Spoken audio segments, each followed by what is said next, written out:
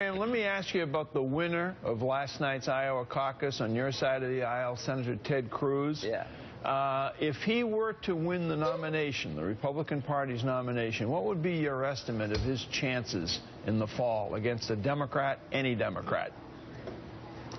1 in 10. The problem we have as Republicans is that we're losing the largest and fastest growing demographic, Hispanics. And when you ask them after 2012 why they don't like the Republican Party, it's the immigration issue and the way we handled it. So Ted was for legalization, no matter what he tells you, and now he says he wasn't. So he's going further right on immigration. He doesn't have an exception for rape and incest. If a woman is raped in Ted Cruz's world, she's going to have to carry the baby of the rapist. I'm pro-life, but I won't go there. I think that's hard to sell with young women. I think his position on immigration is completely out of sync with where the party needs to be, and he'll get creamed. And the only person who'd do worse than Ted is Trump. And if you vote for Trump as a Republican, you're buying a ticket on the Titanic after you saw the movie.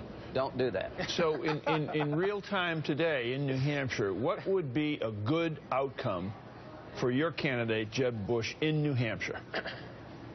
To win his lane. Marco did well in Iowa. I like Marco, but he has now turned hard right. He's abandoned the bill he worked on with me. In the last debate, he sounded more like Cruz on immigration. That's very disappointing because that will come back to bite us as a party. And Marco has no exceptions for rape and incest. I may be wrong, and I hope I'm wrong. But I think it's going to be very hard to grow the party among women if you're going to tell young women if you get raped, you got to carry the child of the rapist. Most pro-life people don't go there. That will not sell in New Hampshire. And the thing I like about Jeb is he's steady, and he's got a backbone, and he's not giving in to all this demagoguery on immigration. And I think over time that will matter in New Hampshire.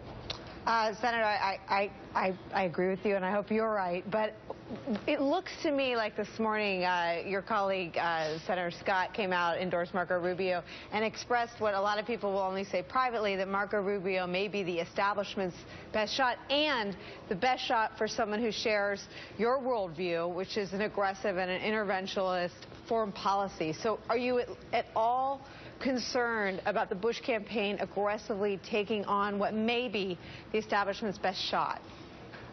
I like, well, one, Tim will help Marco. You know, in foreign policy, Marco has been very good for the most part. You know, he has the worldview I share. But let me just say this. Immigration haunts this party. He tried to fix a broken immigration system in an irrational way. Now he has backed off. To think that's not going to matter in the general election, you're kidding yourself.